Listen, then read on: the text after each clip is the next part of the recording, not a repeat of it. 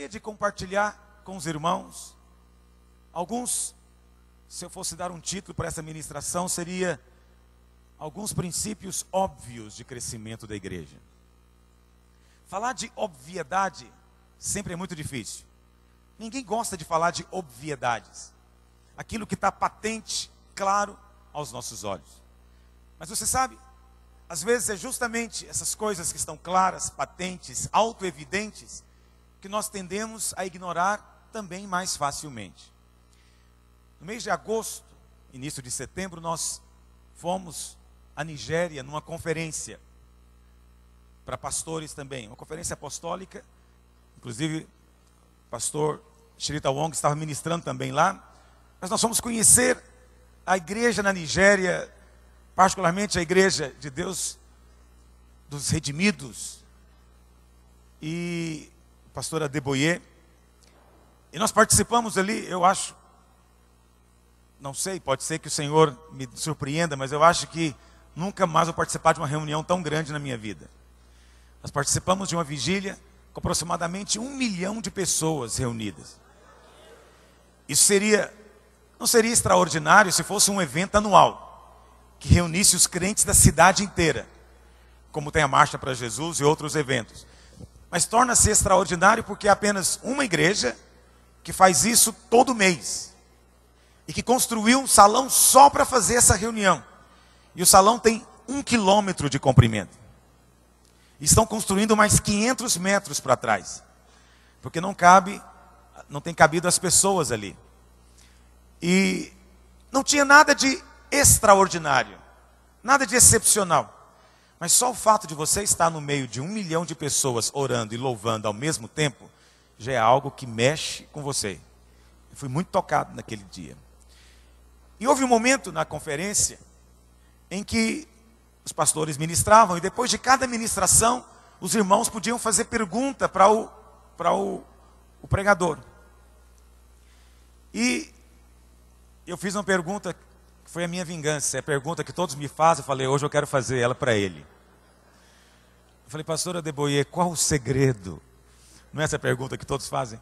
Qual o segredo? Conta pra gente o segredo, porque deve ser segredo, porque pouca gente sabe qual que é a fórmula para conseguir um sucesso desse.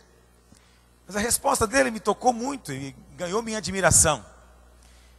Ele falou, é um segredo tão bem guardado que eu acho que nem eu sei. Ele diz, se eu dissesse para vocês que o segredo nosso aqui é orar, ele falou, tem muita gente que ora. Até mais do que nós. Ele disse, se eu dissesse que o segredo nosso aqui é trabalhar, ele falou, eu creio que tem gente que trabalha mais do que nós. Ele disse, se eu dissesse que o segredo nosso aqui é o ensino da palavra, uma revelação, ele disse, tudo que nós sabemos aprendemos de outros.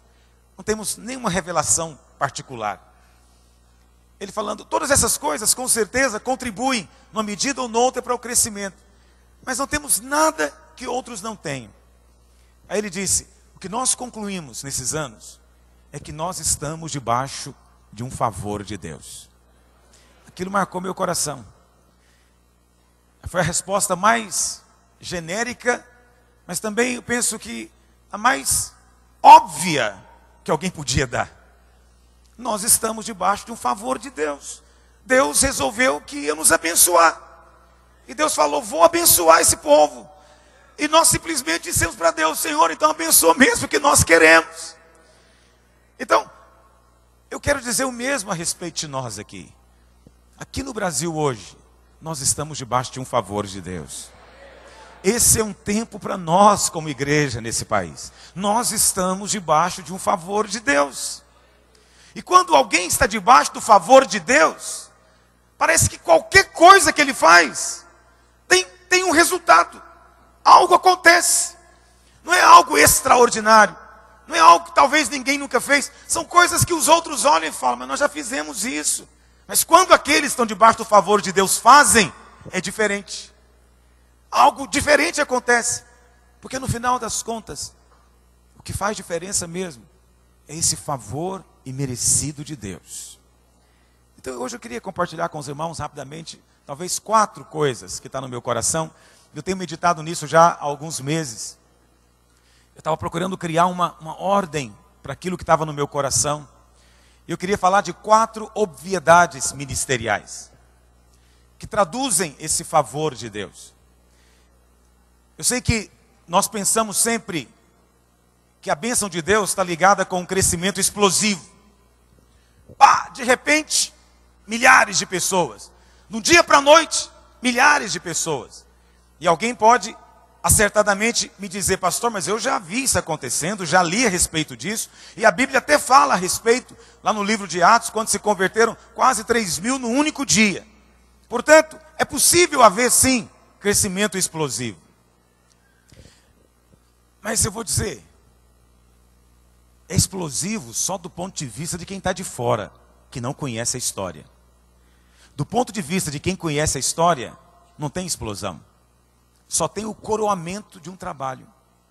Eu sei que você lê no livro de Atos sobre a conversão de 3.000 na primeira pregação de Pedro, e você fica pensando que aquelas pessoas, elas naquele momento ouviram pela primeira vez falar de Jesus. Não. Aquele ali foi o coroamento de 3 anos e meio de ministério, de Jesus pregando, de vila em vila, cidade em cidade, correndo o país. E Pedro começa a pregação dizendo o quê? Vocês mataram o autor da vida. Este Jesus a quem vocês crucificaram, sim, vocês lembram? Aquele que curava, que ressuscitava os mortos, que fazia tudo isso. Vocês mataram, Deus o fez Senhor e Cristo.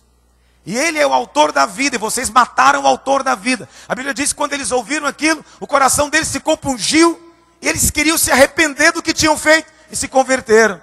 Aí você fala, foi uma explosão. Não foi. Foi o coroamento de um processo. Havia algo por detrás.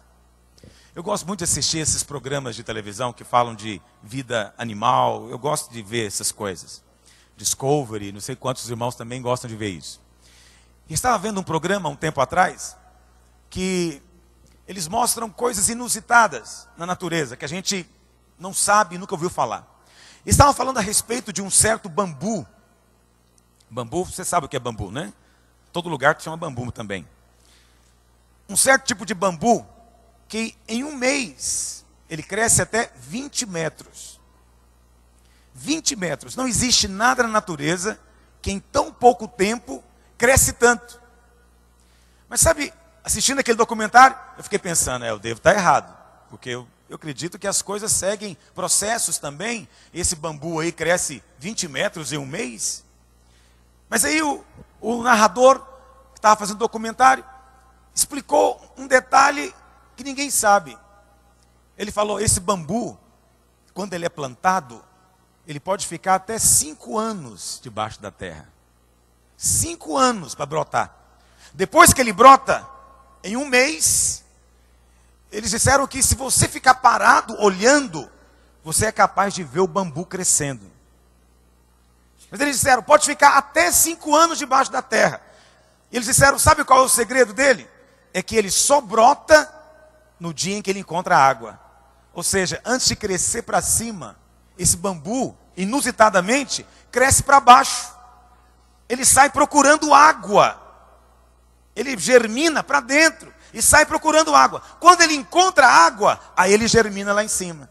E porque ele encontrou agora uma fonte, aí ele cresce rapidamente. Mas aí alguém fala, foi uma explosão. Aí se fosse bambu falasse, né, eu ia comentar com a vizinha, porque eles nunca foram lá em casa, eles não sabem a minha história. Eles não sabem o que eu já passei aqui nesse subsolo, que eu já quebrei de pedra para chegar até nessa água. Mas agora que eu cheguei na água, ninguém me segura mais. Agora que eu peguei esse veio aqui, ninguém me segura. E aí o bambu explode. Aí todo mundo fala, eu queria ser como esse bambu, explodir. Em um mês, chegar a ter tudo que eu preciso de ter.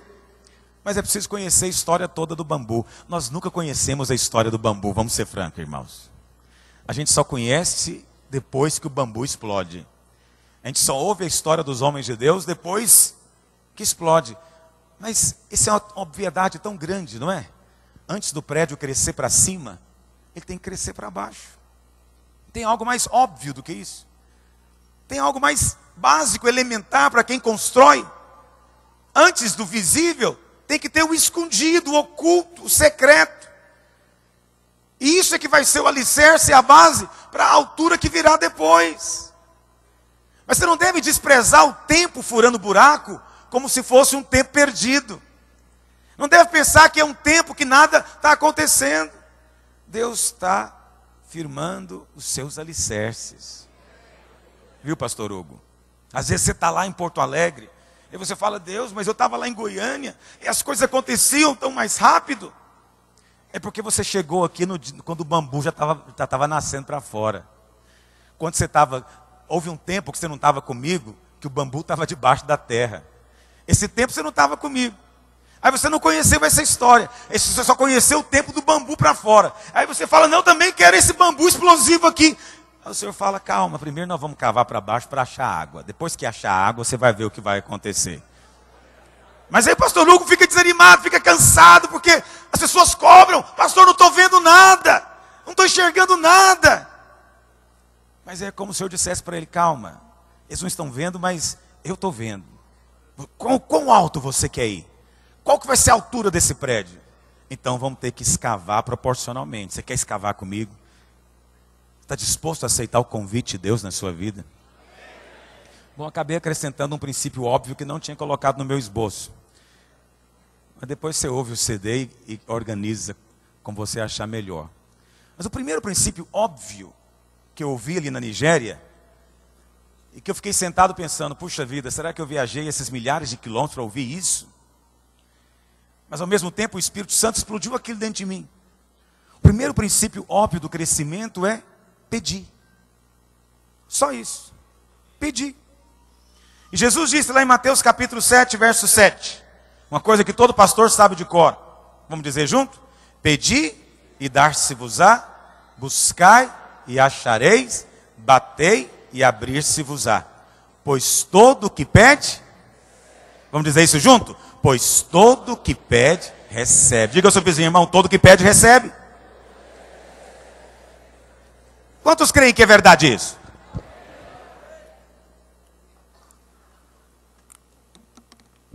Todo o que pede, recebe. Então esse é o primeiro princípio óbvio. Se você quer uma grande igreja, pede. Pede, simplesmente isso. O que você quer em Deus? Pede.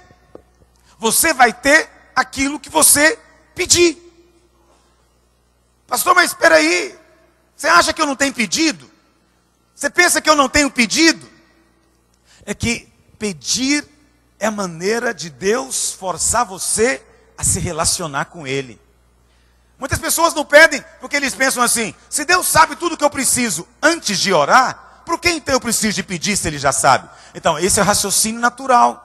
Mas Deus quer que você peça, porque quando você começa a pedir, você desencadeia um processo. Um processo de... Tem alguém batendo aqui atrás, se alguém pudesse ir lá e pedir para parar de bater. Talvez ele leu aqui o versículo conosco e está achando que se bater vai abrir. Mas na minha Bíblia está, batei, batei e apanhareis. Como nenhum pastor levantou, ok. Então olha para cá. Quando você pede, é a maneira que Deus tem de tratar com você e você tratar com Ele. Entende o que eu estou dizendo? Essa é a maneira. Mas muitos interpretam o silêncio de Deus como sendo uma negativa. E muitos teologizam em cima disso. Bom, eu pedi para Deus uma grande igreja, Ele não me deu, então certamente é porque Ele não tem isso para mim. Ou o meu ministério não é esse. O meu chamado certamente não deve ser esse. Ele começa a teologizar, em vez de ajoelhar e perguntar para Deus, o que é que está impedindo Ele de receber? Mas não abrir mão do que está pedindo. Porque é assim que os crentes deveriam crescer em Deus. Então você começa a orar. Deus, todo mundo coloca alvo, quer queira, quer não. Outro dia eu conversava com um pastor, que veio de da tradição, ele dizia, pastor, alvos não fazem a igreja crescer. Só colocar alvo não vai fazer a igreja crescer. Eu falei, é verdade, Alvo, quem faz crescer é Deus. Mas a Bíblia fala que você tem que pedir. E a melhor maneira de você pedir é definindo claramente o que você quer. Então, quando você coloca um alvo, você definiu o seu pedido. Ele falou, eu não faço alvo. Eu falei, esse é um engano seu. Todos fazemos. Você faz também. Ele falou, você quer ver como você faz? Você não chega, quando você chega no culto domingo, que está aquele monte de cadeira vazia, o que você faz? Aí ele falou, eu fico angustiado. Sim, porque todo pastor que se preza detesta cadeira vazia. Se você é pastor e não se importa com cadeira vazia, é isso que você vai ter a vida inteira. Mas se você é daqueles, como a maioria, que olha para as cadeiras vazias domingo e fala, Deus, tem misericórdia, Senhor, tem misericórdia, o Senhor vai fazer na sua vida. Eu falei para ele, você tem alvo, sabe qual que é o seu alvo? Encher o seu prédio, esse é o seu alvo. Todo pastor tem um alvo de pelo menos encher o prédio onde ele está. Aí na hora que enche ele fica alegre, é ou não é? Tem algo mais empolgante do que um prédio cheio, lotado, irmãos? Isso faz bem para a alma do pastor. Faz bem. Então se você não tem alvos, do tipo de escrever, nós temos ali um alvo, que é chegar a 20 mil pessoas, fora criança esse ano. Nós já temos com criança, mas o nosso alvo é chegar até o mês que vem, 20 mil. Nós somos 2 prédios em Goiânia. Mas presta atenção, aquele banner me incomoda, mas o que mais me incomoda são cadeiras vazias. Isso me leva a orar. Mas é por causa dessa oração que eu tenho crescido. Vou te explicar como. Vamos imaginar uma situação de um irmãozinho que está orando por um carro. Aí ele ora pedindo a Deus um carro. Aí o carro não vem. O que ele pode concluir? Deus não tem um carro para mim. Deus não quer um carro para mim. Deus quer para outros, não para mim. Ou ele pode ter outra postura. Ele ajoelha e fala, Deus, mostra-me. Eu sei que o Senhor dá coisas boas, porque todo que pede recebe. Se o Senhor deu para outros, para mim essa é a evidência que o Senhor vai dar para mim também. Aí ele pega e ora. Aí o Senhor fala com ele no coração dele. Filho, eu não te dei o carro ainda, porque você está com o coração cheio de mágoa. Perdoa que eu te dou. Aí ele, poxa vida, tem um bloqueio. Aí ele arrepende, vai lá, perdoa, pede perdão, faz o que tem que fazer. E ele ora e fala, Deus, agora eu já resolvi no meu coração, agora dá-me. Aí o carro vem. Mas o que aconteceu? Quando o carro veio, Deus não queria dar só o carro. Deus queria que ele o conhecesse através da petição. Mas aí o irmão vai continuar pedindo. Aí ele fala, poxa, Deus me deu o carro, Deus me dá. O carro vai ficando velho, aí ele pede um outro carro. Se Deus me deu esse, vai me dar um melhor. Aí ele ora, nada acontece. Aí ele teologiza, vai ver que Deus só dá esse modelo, Deus não dá outro. Para mim tem que ser esse, Deus não vai dar aquele outro. Mas ele pode também ir orar e dizer, Senhor, onde é que está o problema? Por que o Senhor não me deu o carro ainda? Eu já orei 1 vez, 2 vezes, 3 vezes, cadê o carro? Qual que é o impedimento? Aí Deus fala, filho, eu não te dei o carro ainda, porque você não aprendeu a ficar contente com o que você já tem, você está descontente. Fica contente que eu te dou um melhor. Aí ele pega e fala, tá bem, Senhor, então eu vou me contentar com esse carro, me alegrar nesse carro que eu já tenho. Aí quando ele faz isso, Deus dá um carro melhor para ele. Veja, cada vez que ele ora, Deus não quer só ouvir a oração dele. Deus quer aproveitar a ocasião para aprofundar o alicerce dele. Essa aqui é a questão. No lugar do carro, coloca aí o crescimento da igreja. Multiplicação da sua célula. Você ora uma vez. Estou com 100 membros, Senhor, eu quero mais 100, dá-me mais 100. Aí você ora, jejua, busca. Aí o Senhor fala para você, você só vai ter esse 100 aqui se você aprender a exercitar fé com os irmãos e visualizar. Aí você aprendeu algo com Deus. Aí você ensina para os irmãos, começa a exercitar fé, visualizar a resposta. Aí vem os outros 100, inteira 200. Aí você fala, agora acabou o meu ministério. Não, agora que eu tenho 200, agora eu vou querer ter 400. Aí você ora de novo. E nada acontece. Aí você pensa, a estratégia que não funciona. Não, você pensa, tem algo errado com essa igreja. Ou você pode pensar, não, Deus só quer igreja de 200 membros. Deus não quer igreja maior do que isso. Vê o problema das teologizações? Em vez de você ajoelhar no chão e concluir que Deus quer dar para você, porque todo o que pede recebe, e se o filho pedir pão, o Senhor não vai dar pedra. Amém, meus irmãos? Então, se você está pedindo gente, é óbvio que o Senhor quer dar, porque Jesus morreu para ganhá-las. Então Deus quer dar, está de acordo com a vontade de Deus. Se Ele não deu ainda, é porque Ele quer tratar algo conosco. O que o Senhor quer tratar conosco dessa vez? O Senhor vem e ensina mais um princípio. O Senhor fala, não há unidade entre vocês. Um quer uma coisa, outro quer outra. Um fala mal do outro. Tem que haver uma conversão aí um ao outro. Quando vocês fizerem isso, eu dou mais 200 para vocês. O que acontece? Você fica achando que Deus só quer simplesmente responder a sua oração. Não.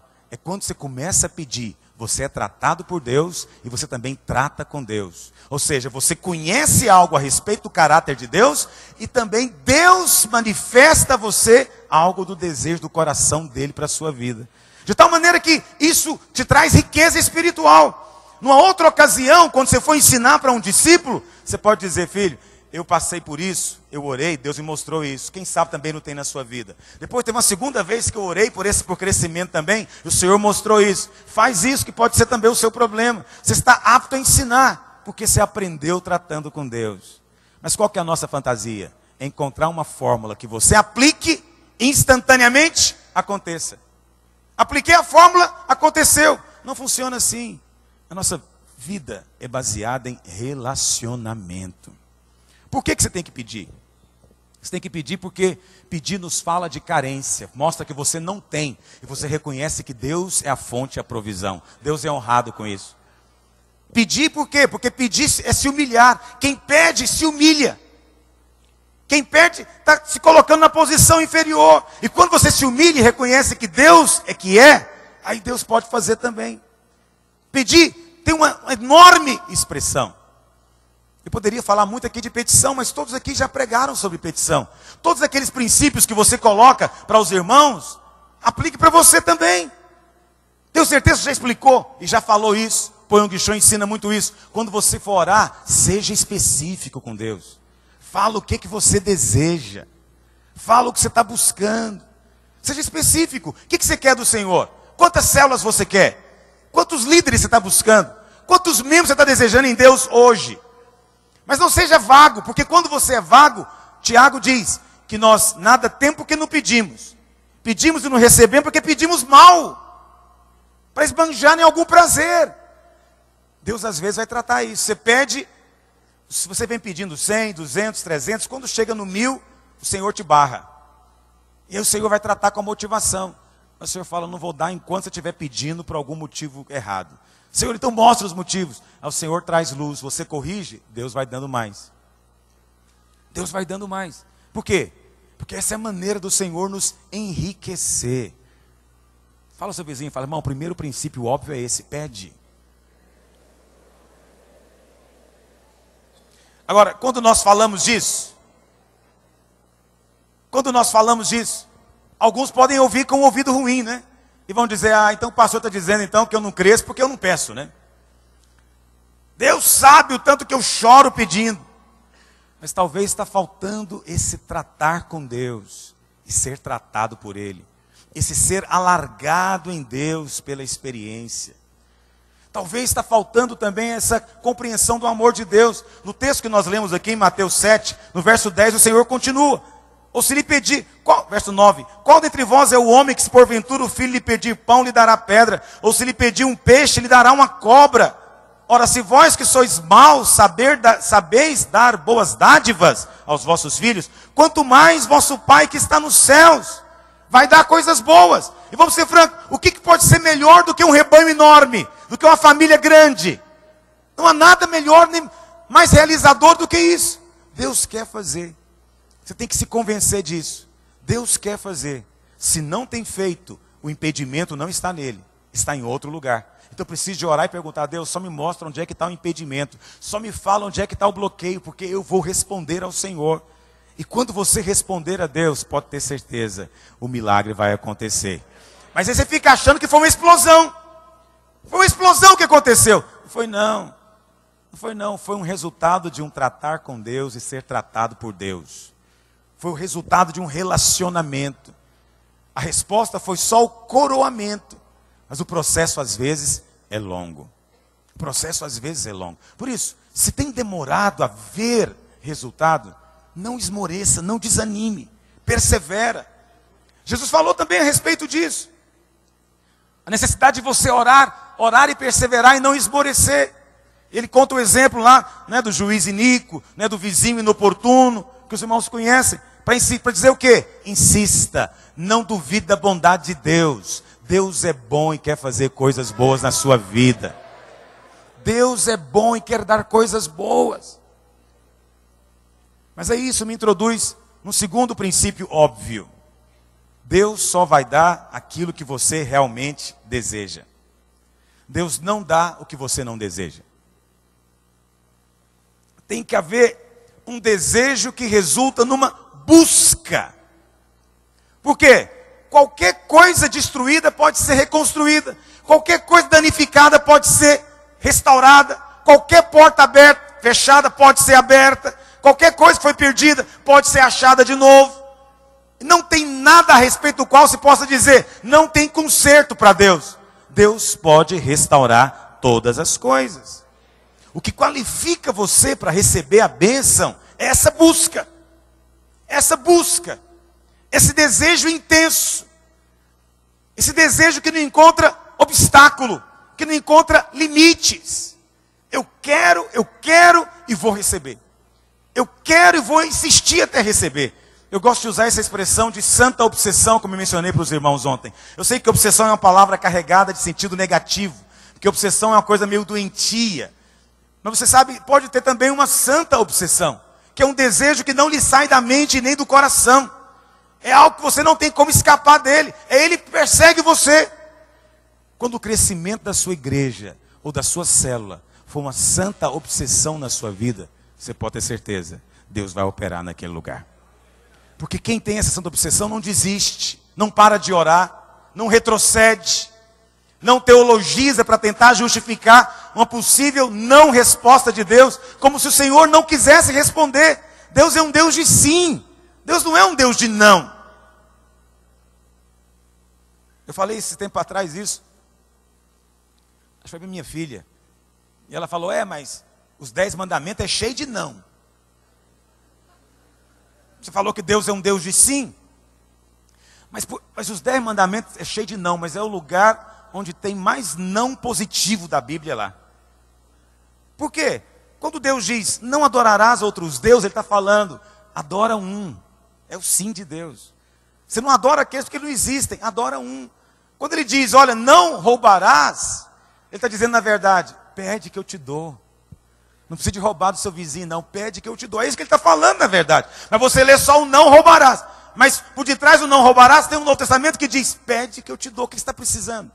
Por que você precisa de pegar o do vizinho? Por detrás do não cobiçarás, tem o quê? Você deseja algo para você? Deseja algo que não é dele. Pode dizer o que você quiser que eu vou dar para você. É positivo. Deus é positivo. Até no não dele, ele está mostrando tanto que ele é positivo. Mas muitos de nós desconfiamos da bondade de Deus. Essa é que é a verdade. Desconfiamos que Deus é bom. Não, pastor, eu não desconfio disso não. Eu sei que Deus é bom. Mas nós limitamos essa bondade. Essa é que é a verdade. Eu sempre gosto de, quando eu prego para os novos convertidos aqui na nossa igreja sobre isso, eu sempre gosto de usar uma ilustração com eles. A ilustração do missionário que foi para Moçambique. Marcelo disse que Angola é mais caro do mundo, Moçambique deve ser mais miserável. Lá em Moçambique, esse missionário sofre todo tipo de privação. Quando ele chega aqui, ele vai testemunhar. Como é que missionário testemunhava antigamente? Hoje em dia as coisas mudaram, mas quando eu me converti, reunião que tinha relatório de missionário, era um negócio angustiante. Você saía de lá deprimido, sentindo culpado de morar aqui. Entrava no seu carro angustiado. Porque ele dizia o quê? Lá em Moçambique, irmãos, eu não tenho nem pasta de dente. Tomo banho com sabão de bola. Lá em Moçambique, irmãos, eu ando a pé. E aquele rosário de coisas tristes. E aí nossa imagem ia ficando muito ruim, porque parecendo que Deus nos colocou numa fria. Mas o pior é quando ele dizia no final, ele dizia assim, e aí, irmãos, eu estou aqui para pedir uma ajuda, porque lá em Moçambique eu vivo só pela fé. O que passa pela sua cabeça quando alguém fala que vive pela fé? Está passando fome esse miserável. Como é que conseguem mandar alguém para Moçambique pela fé? Que igreja irresponsável é essa que diz que deve ir pela fé? Porque a expressão pela fé é tudo que as pessoas correm, é ou não é? Nós queremos fazer de tudo para não precisar de sobrar só essa alternativa, pela fé. Você vai no médico, o médico fala para você, agora, só Deus agora. Aí ele fala o quê? Aí você fala o quê para sua esposa? Estou morto. O médico falou que é só Deus, você sabe, Deus me quer perto dele. Deus me quer perto dele, eu já estou sentindo. Mas aí tem um outro missionário que chega no culto. Ele para a Mercedes dele, prata ali atrás. Desce do carro, com terno Armani. O linho brilha. Aí ele vem aqui na frente e fala, irmãos, eu sou missionário em Moçambique. Todo mundo fala, esse cara não tem desconfiômetro. Aí ele diz, Deus tem me abençoado, tem me dado tudo o que eu preciso. Porque eu vivo só pela fé. O que você fala? Pela fé vivo eu com meu salário. Pela fé vivo eu naquela minha igreja. Esse aí vive pela fé. Vê lá se Deus dá Mercedes para alguém. O seu Deus talvez não, mas o Deus do Novo Testamento dá. O Senhor Jesus disse, todo o que pede. Mas nós colocamos limites nessa promessa. Limites. Não, se você pedir uma igreja com 100 membros, ele dá, mas 1000 membros já é vaidade, irmão. Já é vaidade, você está pedindo uma coisa vaidosa. E às vezes os colegas de ministério é que exorta. Eu estava lá em São Paulo ministrando, e um pastor me disse isso, ele faz parte de uma denominação, e a igreja dele agora está chegando a 400 pessoas, ele está orando por 1000. Aí os colegas dele da denominação dizem para ele, irmão, cuidado com a vaidade do coração, irmão. Ou seja, pedir para alguns é algo errado. Mas o Senhor quer que seja pidão, pede muito. Deseje as coisas boas de Deus. Mas deseja e não retroceda no que você está desejando. Mas insista no que você está buscando. Busque até a porta abrir. Essa é uma sequência normal da vida. Primeiro você pede, depois você busca, e depois você bate. Para usar uma expressão mais comum a uma criança, primeiro você pede, pai, me dá uma bicicleta. Depois você chora, pai, eu quero uma bicicleta. Depois você garra na calça dele quando ele vai sair. Pelo amor de Deus, me traz uma bicicleta. Qual pai resiste um moleque desse? Ninguém. Mas Deus não está querendo nos expor nesse sentido de perder a nossa dignidade. Pelo contrário, Deus quer nos abençoar. Mas Ele quer ver até onde você deseja algo. Até onde está disposto a ir para alcançar um grande ministério diante de Deus. Eu, o pastor Marcelo, um dia estava conversando com um pastor, um homem de Deus, e ele nos perguntou essa pergunta: até onde você está disposto a ir com Deus, para alcançar um ministério com Deus? A resposta, fiquei confuso na hora. Como assim, até onde estou disposto a ir? Eu vou com Deus até o fim, até onde for. E essa, na verdade, é a resposta que Deus espera de você. Busca até o fim. Terceiro princípio óbvio. Tudo na vida é pela graça mediante a fé. Tudo na vida é pela graça mediante a fé. Nós nos acostumamos a pensar que a salvação é, pastor, porque lá em Gálatas 2:8-9 diz o quê? Pela graça sois salvos mediante a fé. Então, pastor, isso aqui é só a salvação. O resto está fora. O resto eu tenho que ralar, eu tenho que eu mesmo fazer. Mas eu vou dizer algo que talvez você não atente, porque depois que a gente se torna pastor, parece que não se aplica mais a nós. Mas eu vou dizer algo que talvez possa assustar e possa coçar o ouvido de alguns. A bênção não é para quem merece. Isso assusta você? A bênção não é para quem merece. A salvação, por exemplo, não é para quem merece. Quem merece não tem. Quem julga merecer, já perdeu. Quem acha que já fez por onde, está fora. Não é assim que você ensina as pessoas? Quando você encontra um irmão não, uma pessoa, e você está pregando para ela, e ela diz, não, eu tenho dado sopão para os pobres, eu dou dinheiro para pelas pessoas que precisam, eu rezo todo dia, eu faço terço, eu vou à missa, eu sou bom, Deus sabe que eu estou fazendo o meu melhor e Ele vai me abençoar. O que você fala para essa pessoa? Você não te dá um pouco de indignação? Você fala, não adianta fazer penitência, ir à Trindade de joelho, Aparecida do Norte, carregando uma cruz. Não adianta, é pela graça. Basta você abrir a boca, confessar, crer com o coração. E a pessoa fica incrédula, ela fala, o quê? Só isso? Só isso, mais nada? Aí você fala, é isso, é que é o bom, é só isso. Porque é de graça. Quantos creem que a salvação é de graça? A salvação é a coisa mais cara que existe. O que você acha que foi mais caro? Salvar você ou te dar um ministério? Do mesmo jeito que Deus te salvou, Ele quer te dar um ministério. Mas alguns pastores são como aquela pessoa ali, cheia de obras de justiça. O que Ele fala para você? Pastor, eu não sei o que eu faço mais. Eu já fiz de tudo. Eu oro, eu jejuo, eu faço as campanhas, eu prego todo domingo, eu estou aqui trabalhando igual um louco. Se não cresce, a culpa não é minha. Não te dá uma indignação nisso? Ele, na verdade, se acha merecedor. Depois de tudo que eu fiz, Deus só podia me abençoar. Agora, como é que Deus ousa não me abençoar depois de tanta coisa que eu estou fazendo? Porque Deus só abençoa quem não merece. Mas a pessoa tem que reconhecer isso. E o processo de reconhecer isso, às vezes, é dolorido. Não incomoda você? Por que os pastores mais abençoados são, às vezes, os mais problemáticos? Não incomoda você? Por que os pastores das grandes igrejas nos passam tanta vergonha? E apronta, né? Vai preso em Miami, carrega dólar na cueca, como saiu essa semana. Por que esses pastores, Deus os abençoa? Você não fica indignado com isso? Você não fica pensando, se eu fosse Deus, a coisa não ficava desse jeito, não. Por isso todo dia eu falo para o Senhor, só o Senhor é Deus, graças a Deus. Não caia eu na mão de ninguém. Por quê? Deus não trata como você trata. Isso é loucura para as pessoas. Mas já reparou como pastor de igreja pequena são sempre os bastiões da integridade? Pastor de igreja pequena é sempre íntegro, correto, não faz nada de errado, é aquela pessoa assim super piedosa, até o ar dele é piedoso, e todo mundo fala, isso aqui é pastor de verdade. Mas não cresce nem a custa de benzição, o cara não cresce. Por quê, meu Deus do céu? Não deixa você revoltado não, pastor Eibe?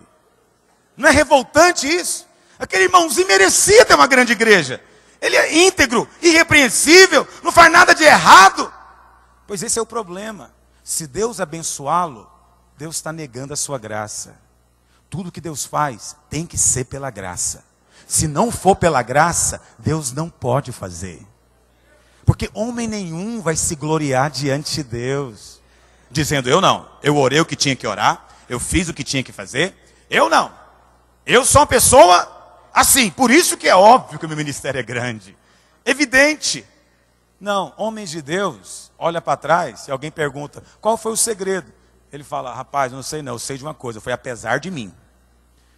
Porque se fosse por mim, não ia ser desse jeito. Mas o pastor que chega a essa conclusão, aí ele só pode confiar na graça. Mas demora a confiar na graça. Eu sou capaz de fazer um raio-x da vida emocional e espiritual de muitos irmãos aqui. Qual que é o raio-x? Uma sensação constante de que não fez suficiente. É ou não é? Não orou o suficiente, não leu o suficiente, ele não estudou o suficiente, não preparou o suficiente, ele não sabe o suficiente, nunca é o suficiente. Aí ele tem sempre uma sensação de que Deus não está contente com ele. De que Deus não está feliz com ele, porque ele não chegou naquele ponto de ser aquele filho super irrepreensível. O que acontece com esse irmãozinho? Qual que é a infelicidade dele? Ele não descobriu a graça até hoje.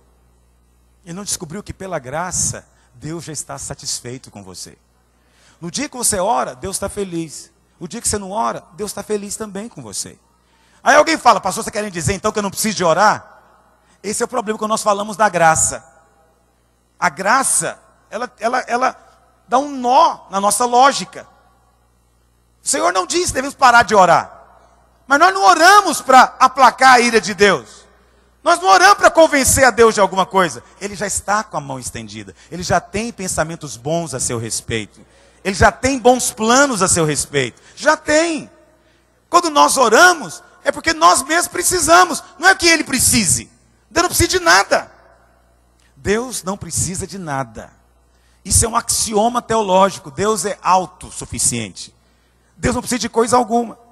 Mas no fundo, nós pensamos que estamos acrescentando algo à divindade. Nós pensamos, imaginamos que Deus precisa. Há um tempo atrás conversava com um irmão do louvor, que veio nos visitar. Aí ele dizia, por quê? Porque Deus quer que nós o adoremos. Aí ele chegou a dizer, Deus precisa da nossa adoração, poder agir. Aquele negócio me doeu na alma. Deus não precisa de nada. Imagina se Deus estava lá na eternidade, porque Ele não teve começo, né? Houve um tempo que era só Deus, a trindade ali, e o pai falou para o filho, vamos criar uns anjos para adorar a gente? Para ficar o dia inteiro falando que a gente é santo, bonito, maravilhoso? Aí o Espírito Santo falou, é mesmo, vamos fazer isso? A gente cria uns anjos grandão, assim, que quando cantar vai ser demais. Fica parecendo que Deus tem problema de autoestima. Precisa de um monte de humanos dizendo para ele, lindo, maravilhoso. Esquece não, hein? Você é o máximo.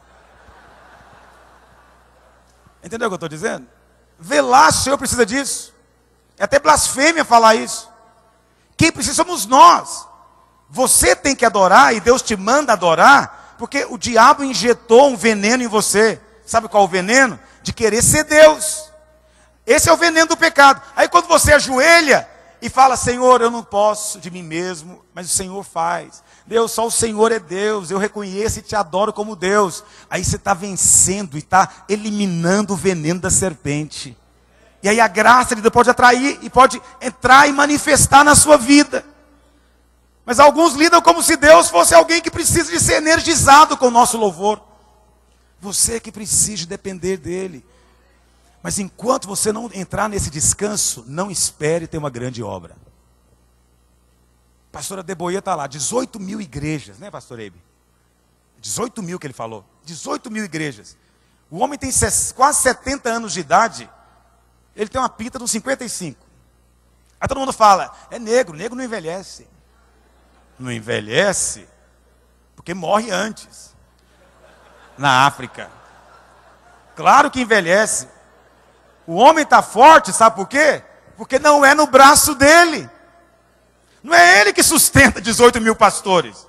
A obra não é ele que leva nas costas. Como não é ele, e aí ele anda pela graça, aí ele pode ter boa pele, pode ter boa saúde, pode ter até gordurinha sobrando. Pode. Por quê? Muitos de nós estamos carregando. Tem pastor de igreja, 200 membros, que diz, não aguento mais, o ministério acabou comigo. Devia ter acabado há muito tempo. Porque você não entendeu até hoje que é pela graça, mediante a fé. Mas eu quero voltar um pouquinho nessa questão de pastor que não merece. Lembra dos dois filhos? O filho pródigo e o irmão dele? Também tem dois pastores. Tem o pastor pródigo e os muitos irmãos dele. O pastor pródigo é aquele seguinte, que ele gasta tudo, pega tudo, até que acontecem as piores coisas, é denunciado, humilhado publicamente. Depois ele ainda volta para casa, o pai recebe de volta e é capaz de dar de novo para ele tudo. Mas aí o outro irmão, super íntegro, correto, nunca larguei essa igreja, nunca abandonei esse pequeno rebanho de Israel. Agora o Senhor abençoa aquele sujeito, e eu? E eu que estou aqui, nenhum projetor tem na minha igreja. Aquele lá tem canal de televisão e ele não presta. Mas você fica achando que você que é de Deus. Você é só o irmão do filho pródigo. Você é o pior de todos, sabe por quê? Você não participou da festa do pródigo, perdeu a festa, e o que é pior, depois que volta, ainda fica de beiço caído e emburrado, enquanto o outro é abençoado novamente. Quantos pastores emburrados porque Deus abençoa o pastor errado na opinião dele? Ou então ele teologiza dizendo, não é de Deus esse povo.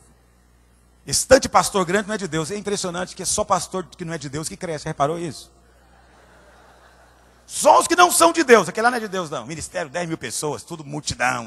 Nós aqui não. Isso aqui é fruto de muito esforço em oração. Por isso que tem pouco. Por isso que tem pouco. O dia que não for obra sua, você vai ver o que vai acontecer.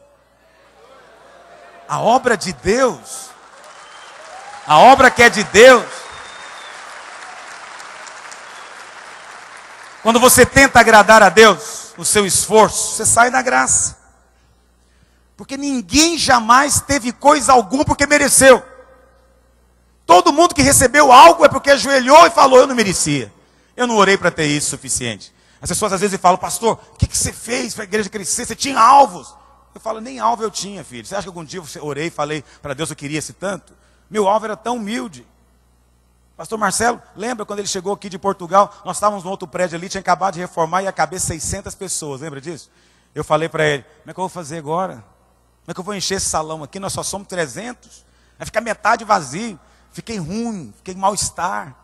Meu alvo era só 600. Eu chorei só por 600. Só por isso. Naquele momento, né? Foi só por isso. Mas sabe, aquela conclusão clara, não mereço. E a cidade inteira falando, ele não merece. É divisivo, é pecador. Ele quer o dinheiro das pessoas. E falava horrores. E você sabe, eu acreditava. Eu falava para Deus, é verdade, Senhor. Isso tudo deve ser verdade, mas... Então, eu não tenho nada para apresentar para o Senhor. Olha eu aqui desarmado, eu só preciso da tua graça. Como o Senhor me salvou naquele dia sem merecer nada, hoje eu estou aqui também pedindo para o Senhor esses 300 irmãos para completar aquele prédio, não mereço nada. Mas você sabe, isso é o que agrada a Deus. Aí Deus fala, 300 eu vou te dar mais do que isso, vou te dar 6 mil, vou te dar 60 mil, isso que eu vou te dar. Por quê? Porque só a graça honra a Deus. Só graça honra a Deus. Você consegue imaginar Sara? 90 anos de idade deu à luz. Aí ela vai no médico, pediatra, levar o Isaac. Chega lá aquele tanto de mãe esperando na sala de espera. Aí alguém fala, dona Sara, a senhora deu à luz com 90 anos. Aí o que ela fala? Eu sou de família sim. As mulheres na minha casa dão à luz até 90 anos.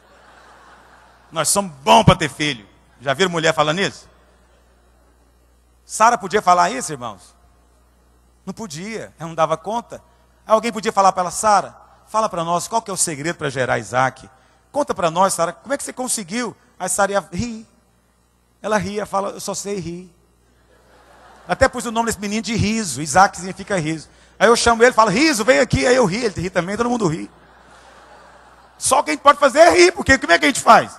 Eu não sei falar para vocês nada. Isso é graça.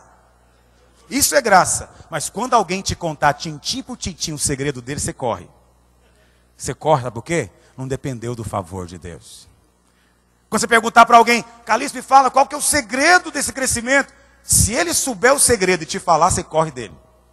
Não é de Deus, foi ele que fez. A verdadeira obra é aquela que está acima das suas forças.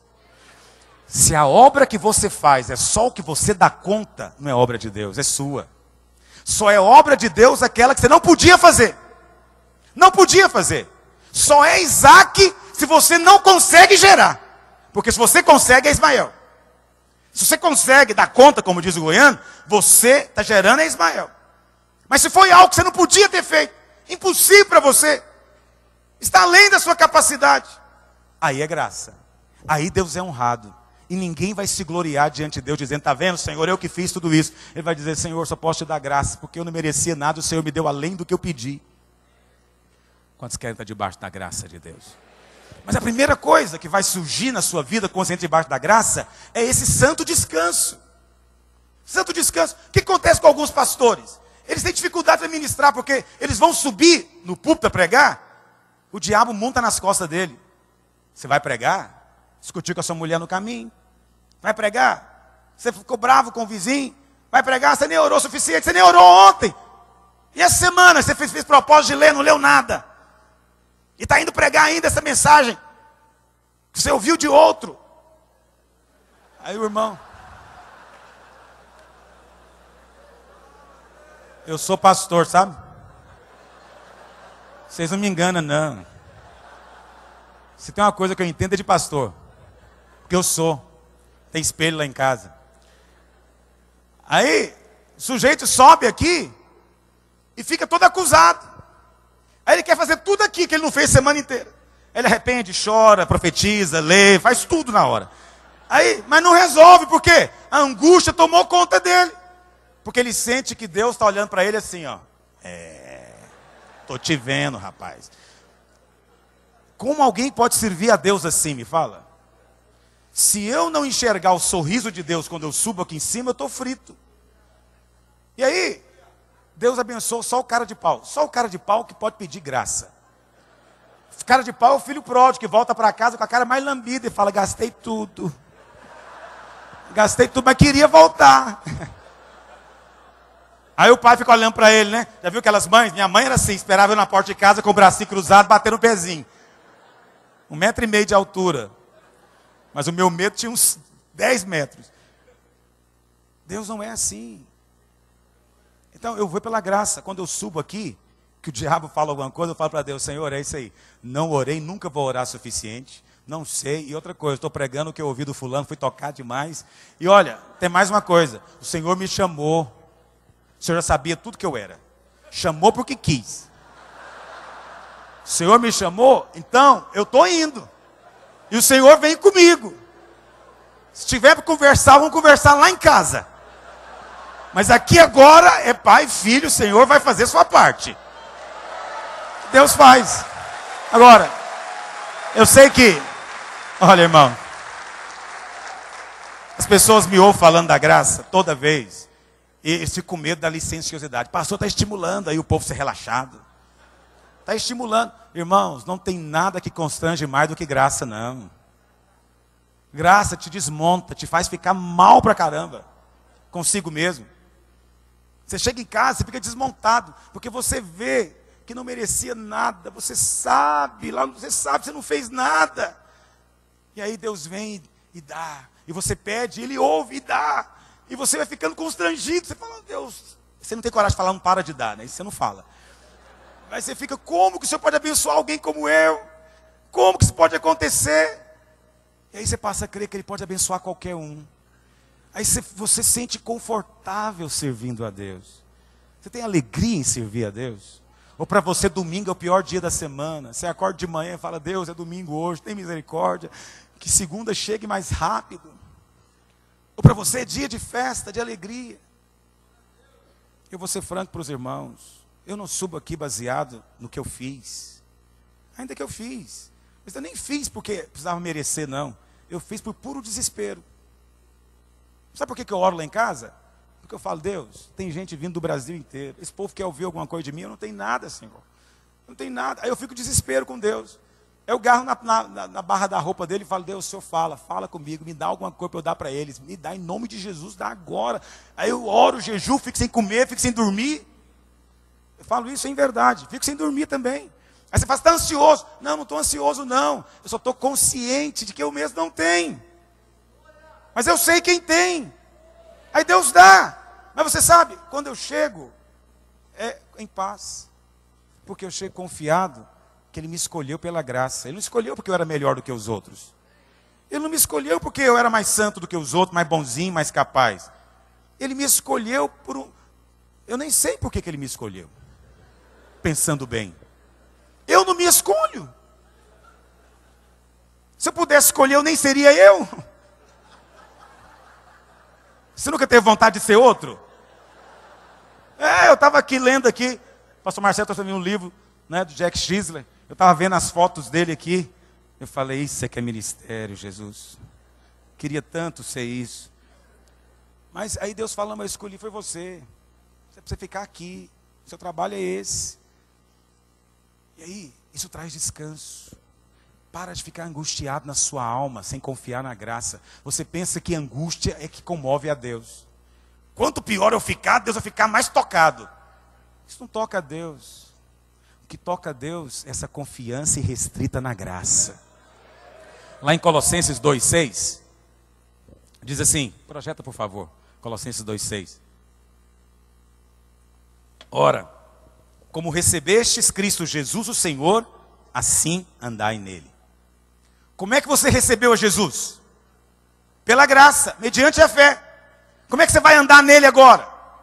Pela graça, mediante a fé. É completamente por fé. É graça, é confiar exclusivamente. Não tentar fazer para merecer. Não tente fazer por merecer uma grande igreja, vai merecer nunca. Não tente fazer por merecer um grande ministério, você não vai merecer nunca. E os que julgam merecer não têm. E os que têm são os que não merecem. Entra para o time dos que não merecem logo.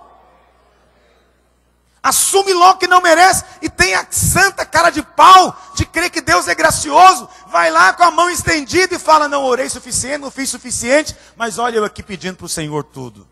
Eu quero a herança. Por que você quer, filho? Porque eu confio na tua graça. O Senhor é honrado. Como você foi salvo, anda nele. Como é que você foi salvo? Nós fazemos apelo assim aqui na igreja. E é verdade isso. Olha, você não tem que primeiro ir largar de fumar, nem de beber não. Vem do jeito que você está. Você está com bafo de cigarro? Vem. Está drogado? Vem também. Está embriagado? Pode vir cambaleando. Vem do jeito que você está. Porque depois que você vier, Jesus não vai deixar você ficar desse jeito. Mas é Ele que vai fazer. Não, é primeiro eu vou largar de beber. Não, vem bêbado mesmo. Não, primeiro eu vou largar essa vida para virar crente. Não, primeiro você vem, depois você larga. Por quê? Vem do jeito que está. Porque Deus vai receber você pela graça. Você nunca vai dizer, olha, eu fui, mas também preparei antes, sabe? Preparei antes, fui ficando no ponto. Quando eu estava no ponto, aí eu virei crente. Esses nunca vão ter. Não foi assim que você foi salvo? É assim que você vai ter o ministério também. E aí um dia, quando fizer uma reunião na sua igreja, alguém perguntar, irmão, qual que é o segredo? Aí você faz igual Sara, você ri. Você fala, não podia ter. Não podia ter. Mas olha eu aqui pela graça. Olha eu aqui pela graça. Ele poderia falar muito mais, irmãos. Na verdade, poderia ser uma única ministração, cada tópico desse aqui. Mas eu queria falar de mais um, quarto tópico. É algo que o Senhor tem colocado no meu coração nesses tempos. Uma nova maneira de ver a paixão no ministério. O quarto princípio óbvio de crescimento é: tenha uma paixão de criança. Ou seja, vira menino de novo. Jesus contou uma parábola, lá em Mateus 11, verso 16, que diz assim: mas a quem hei de comparar essa geração? É semelhante a meninos sentados nas praças, que gritam aos companheiros: nós vos tocamos flauta e não dançastes. Entoamos lamentações e não pranteastes. Pois veio João, que não comia nem bebia, e dizem, tem demônio. Veio o filho do homem, que come e bebe, e dizem, eis aí um glutão, bebedor de vinho, amigo de publicanos e pecadores. Mas a sabedoria é justificada por suas obras. Jesus disse que aquela geração era como meninos. Mas olha o tipo de menino que o Senhor disse que eles eram. E eu queria me usar como exemplo, tanto do lado positivo quanto negativo dessa questão. Você vai entender onde eu quero chegar. Ministérios que crescem são ministérios apaixonados. Mas tem pessoa que entende paixão como falar sem parar. Fala uma verborragia o tempo inteiro. Outros entendem paixão como ser um religioso piedoso que chora o tempo inteiro. Talvez isso tudo seja paixão. Mas para mim, a maior expressão de paixão é representada quando você lida com o ministério como um menino lida com um brinquedo novo. Se o ministério para você não é um brinquedo, e quando eu falo brinquedo aqui, não estou dizendo que é algo sem valor ou sem importância. Não estou dizendo que é algo banal, não. Estou apenas dizendo que você precisa ser como menino. Mas Jesus diz que tem dois tipos de menino aqui.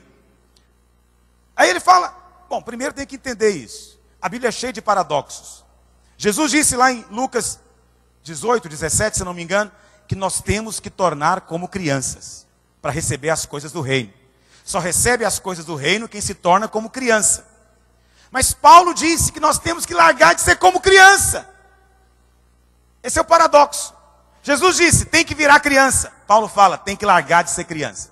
Ora, obviamente estão falando de dois aspectos diferentes.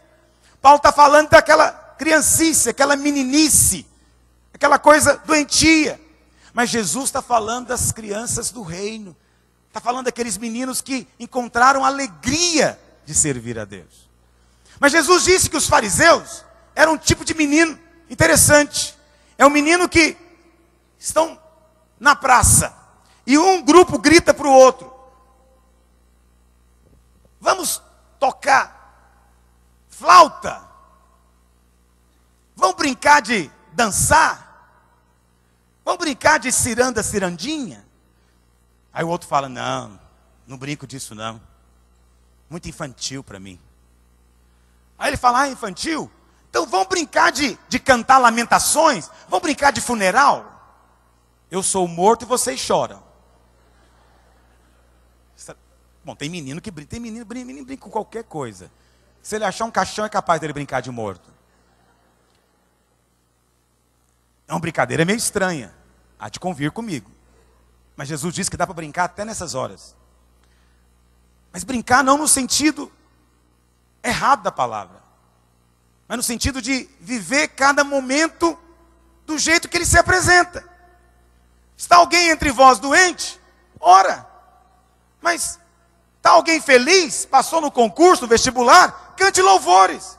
Ou seja, viva os momentos que você tem para viver.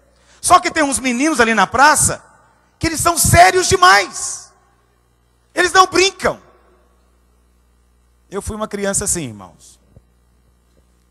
Eu fui uma criança, infelizmente, doente. Não brincava. Não brincava. Não vou aqui fazer terapia com os irmãos hoje, não. Mas, por causa disso, eu era uma criança retraída, até ressentida, amargurada. Não queria brincar. Porque eu queria que a infância acabasse. Queria que acabasse logo. Então, a melhor maneira de acabar com a infância logo é virar adulto logo. Mas não tem nada pior do que criança que vira adulto fora de hora. E o pior é quando você descobre que Jesus disse que tem que voltar a ser criança. Eu cheguei a um nível de ser tão doente, irmãos, que eu achava que rir era ser carnal. Aos meus 17 anos eu achava que ficar rindo era carnalidade, porque eu ria muito. Eu sou o consolo dos piadistas. Eu não conto piada, mas para rir é comigo mesmo. Aí eu ria demais. Eu falei: não posso rir, eu sou carnal, carnal ri. Então nem rir eu posso. Vê que vida miserável era essa. De meninos que ficaram sisudos e sérios, mas ao mesmo tempo ressentidos e infelizes. Porque perderam a alegria de brincar. Jesus disse que eles estão na praça. Volta para o versículo anterior. Jesus fala que eles estão na praça. Praça é um lugar de brincar. Mas essas crianças, elas estão sentadas na praça. Você consegue imaginar menino sentado na praça? Não é contraditório? Lá no prédio que você mora, no playground, tem banco para sentar? As crianças ficam sentadas vendo o balanço balançar. A criança não fica sentada. A criança vê, ela brinca. Ela faz o que tem para fazer. Mas essas aqui estão sentadas. E aí um fica gritando para o outro: vamos fazer isso? Não. Vamos fazer aquilo outro? Também não. Não quero fazer nada. Há uma meninice que é doentia. Porque é super séria. Mas ao mesmo tempo é emburrada. Fica ali sentado. Mas Jesus diz que nós precisamos voltar a ser crianças. É para brincar as brincadeiras de Deus. E sabe o que me incomoda em muitos pastores? E eles não percebem isso. É que as pessoas vão querer entrar em brincadeiras contagiantes. Quem está brincando um brinquedo gostoso, junta. Não tem jeito. Vamos fazer uma comunhão lá em Caldas Novas com os pastores. Nós somos 46 pastores aqui. Aí alguém levou um baralho para jogar truco. Eu falei, me perguntaram: pastor, pode? Tem algo contra? Eu falei: primeiro que eu sou contra, que eu não jogo. E eu não gosto de brincadeira, que eu não sei brincar. Falei: mas vamos brincar para ver o que acontece. Deixei 4 brincar. Daqui a pouco tinha 10 mesas. Eles saíram e compraram mais 10 baralhos. E quem é o único que ficou de fora? Eu não tive infância, não sei jogar truco. Também agora não quero aprender mais, eu brinco de outras coisas. Por que que todo mundo... Aí eu fiquei na piscina lá, cozinhando na piscina de Caldas Novas, e todo mundo jogando truco. Eu falei, vou usar de autoridade aqui agora. Vou ter que proibir, porque eu estou sozinho, eu quero que alguém brinque comigo. Essa brincadeira é muito sem graça, você fica aí sentado. Presta atenção. O que eu quero dizer com isso? Brincadeira atrai. O seu ministério é uma santa brincadeira? O seu ministério é sério demais? A seriedade.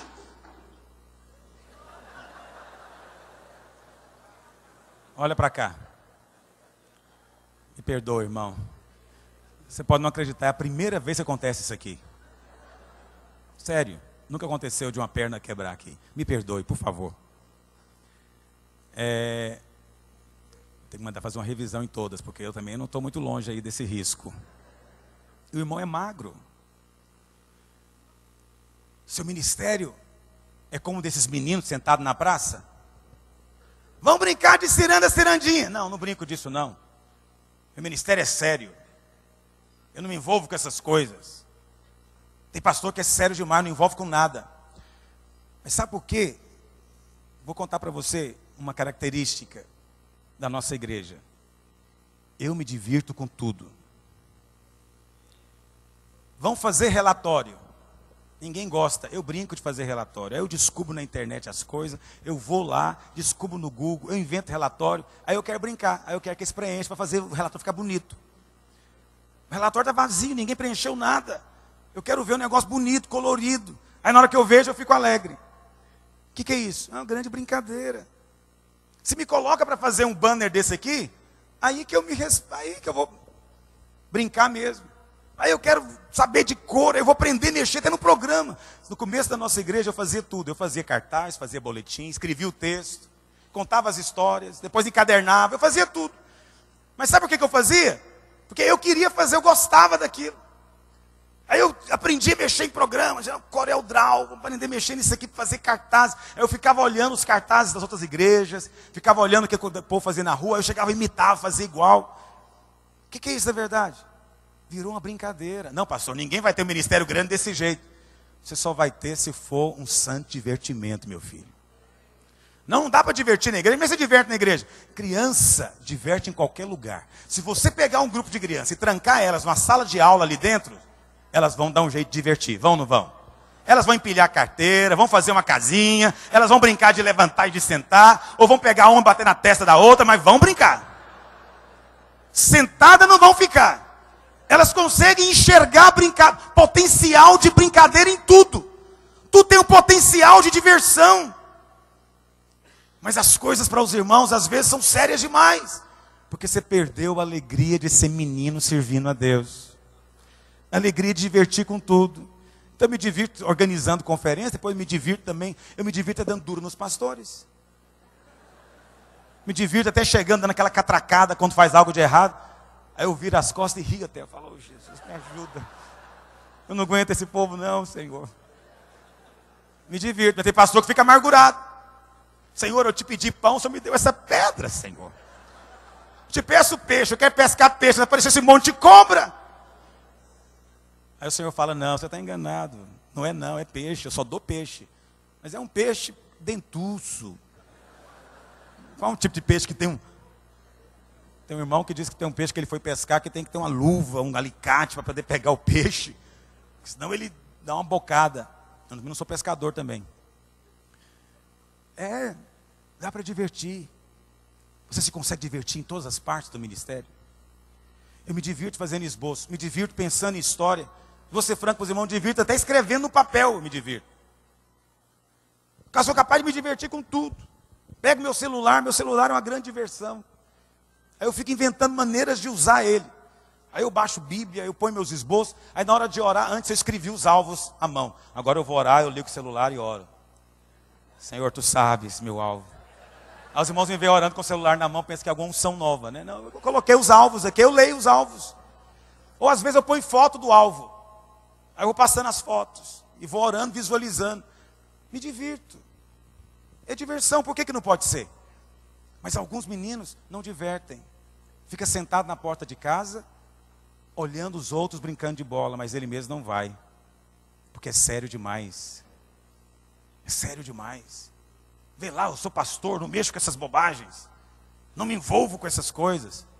Pois devia se envolver em tudo e se divertir em tudo. Porque quando se divertir, vai ter muitos querendo entrar na sua brincadeira, filho.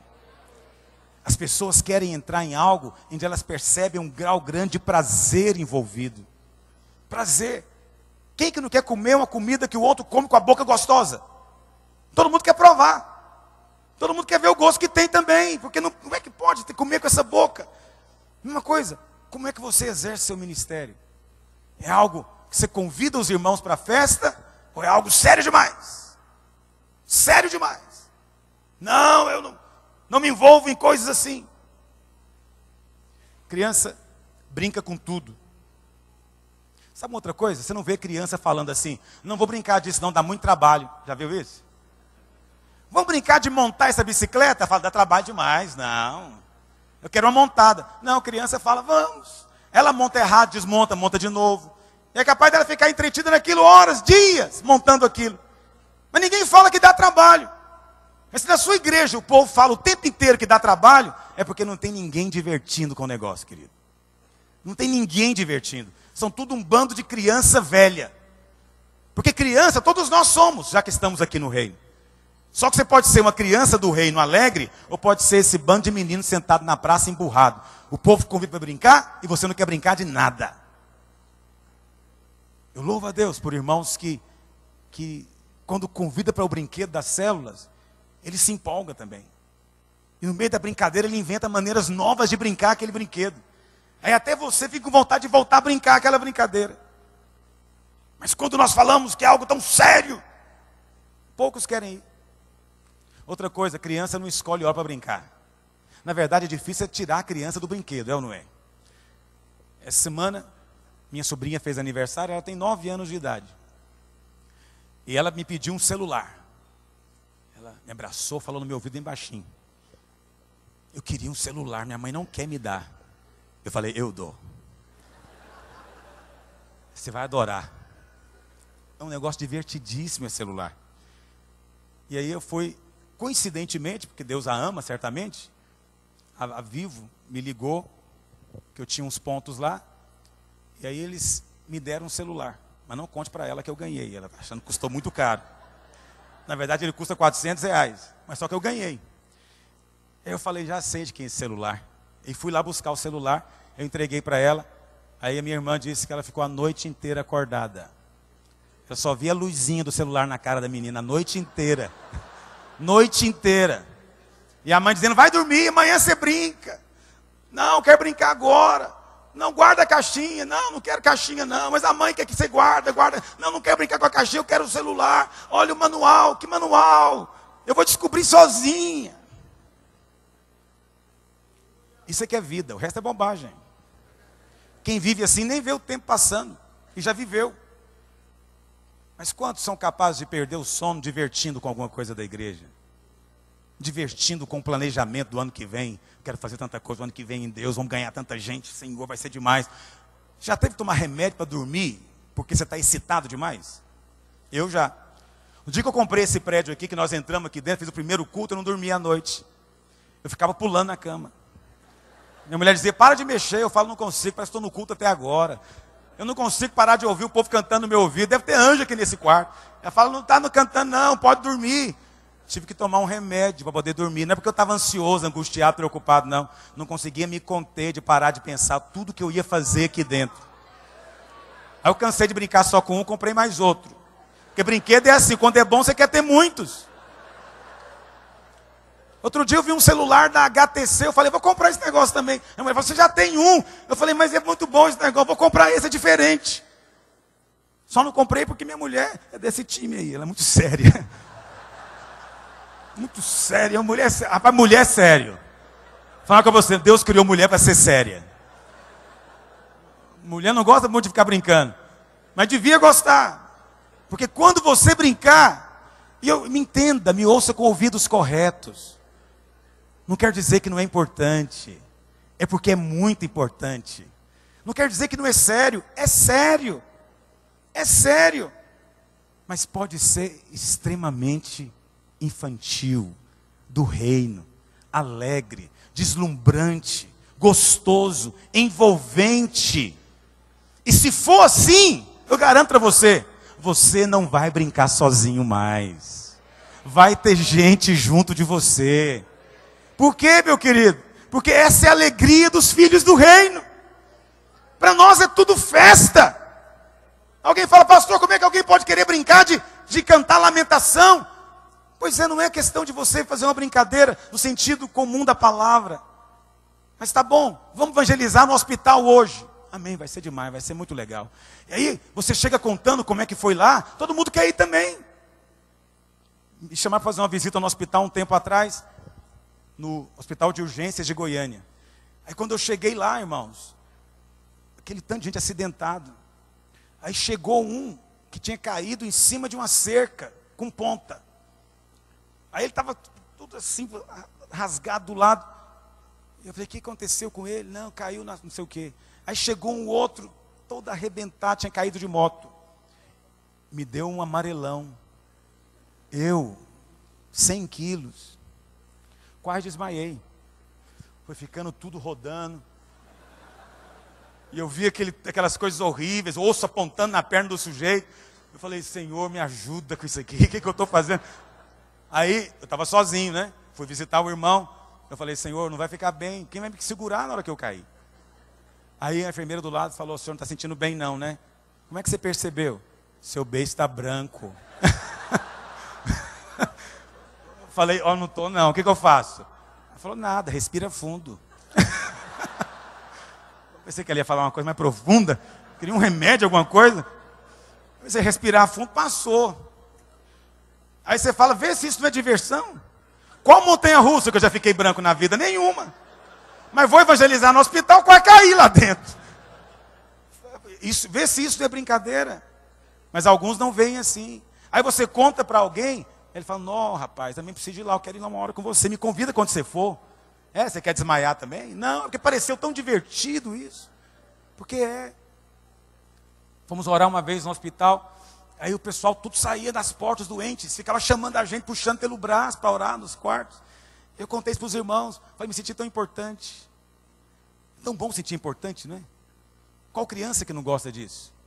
Qual criança que não fica feliz quando o pai ou a mãe fala, menina, como é que usa essa impressora aqui? Vem cá, ensina o pai. Aquilo é festa, diversão. O que você sente quando tem que dar aula para os novos convertidos? Não é festa para você? Eu tenho um brinquedo novo agora, é o curso telepresencial. Maravilhoso o brinquedo, irmãos. Aí eu fico inventando maneira de comprar equipamento, comprar coisa, fico inventando maneira de dar aula melhor. Agora estou dando aula igual o William Bonner, eu dou aula e eu viro de lado assim. Já repararam que eu estou fazendo isso? Quantos alunos nós temos aqui? Aí você fala, então você quer dar aula só para dar uma viradinha? Fala, mas é charmoso demais. Estou dando aula, falando e tal, de repente. Para mim é a glória, né? Aí alguém fala, mas isso aí tira unção, tira não, aumenta a unção. Porque você vai para lá com alegria. Aí as pessoas que estão te vendo falam, mas parece que está divertindo tanto fazendo aquilo, meu Deus. Deve ser bom dar essa aula. E pior é que é bom mesmo. Mas aí eu convido os pastores, né, do nosso conselho. Eles perguntam, tem material? Quantas aulas? Quantas horas? Qual a distância do voo? Eu falo, não chama para brincar esse povo não. Eles não querem brincar. Quem quer brincar só pergunta que hora que é o jogo. Que hora que é o jogo que eu estou lá. Né, Ricardo? Fala a hora que eu já estou chegando. Mas quando fica perguntando que bola que é? É nova? E o campo? Qual que é a grama? Não chama esse cara não. Quem quer brincar, joga em qualquer campo, no buraco, na lama. É fominha. Lá você fala assim na sua cidade, você que é fominha. Fominha, ele vê uma bola rolando, ele já sente o pé dele pulando. Eu sou assim, eu ouço um barulho de culto, olha eu no meio do povo. É a melhor brincadeira que existe. Ser chamado ajudante de Deus, cooperador de Deus. E transformar o ministério numa grande festa. E chamar o povo para a festa. E falar, vem para cá para você ver o tanto que é bom. Isso é bom demais. É privilégio grande, mas nem consigo entender como alguém pode não ser pastor. Entende? Porque é maravilhoso demais. Aí nós temos aquela quantidade de gente que quer brincar também, esperando a vez. Tem algo pior do que esperar a vez do seu time, o outro não quer sair do campo.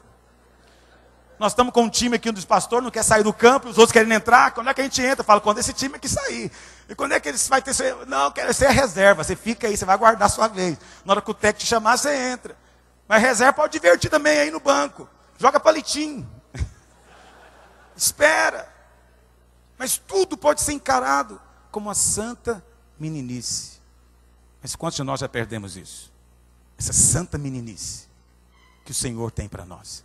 Mas quantos querem restaurar isso nesses dias? Fique em pé onde você está. Hoje eu não vim te falar nada novo. Mas talvez eu falei de uma maneira diferente. Isso é igual comida. O arroz é o mesmo. O arroz é o mesmo. Mas você taca um tempero diferente, você come como se fosse prato especial. Há uma alegria para servir a Deus. Há uma graça disponível para você. O que você tem que fazer? Só pedir. Pedir e dar-se-vos-á. Porque todo o que pede, recebe. Todo o que pede, recebe. Diga para o seu vizinho, diga para ele com autoridade, irmão, todo o que pede, recebe. Pede! Sacode o ombro dele e fala, pede, rapaz! Você não merece, mas pede, é pela graça. Passe a mão no ombro dele, vamos orar uns com os outros. Nessa santa brincadeira que é essa conferência. Esse santo divertimento que é isso aqui. Nós somos esse rebanho de crianças do reino. Estamos alegres de estar aqui. Alegre de servir a Deus. Alegre porque a graça é superabundante. Sim, Senhor, nós oramos hoje. Oramos que os teus filhos sejam cheios da tua graça. Oramos que os teus filhos sejam movidos nessa graça. Enche eles da alegria do reino. Enche eles da alegria do céu. Move no coração. Move na vida. Move no ministério. Ora com honestidade para o Senhor mover no ministério. Que você encontre a alegria do serviço. Alegria de fazer tudo o que deve ser feito. Alegria de ver as coisas acontecendo. Prazer de ver as pessoas se convertendo. Alegria de ouvir as histórias santas do mover de Deus, da glória do céu. Oh Espírito, te amamos, Senhor. Te amamos, Senhor. Porque te amamos. Queremos tornarmos como crianças, mas não crianças emburradas. Não crianças emburradas ali no canto, mas crianças do reino, cheios da alegria, alegria do céu, alegria de servir a Deus, alegria de fazer a vontade de Deus, alegria. Oh Espírito Santo do Senhor, move em nós, em nome de Jesus. Aleluia.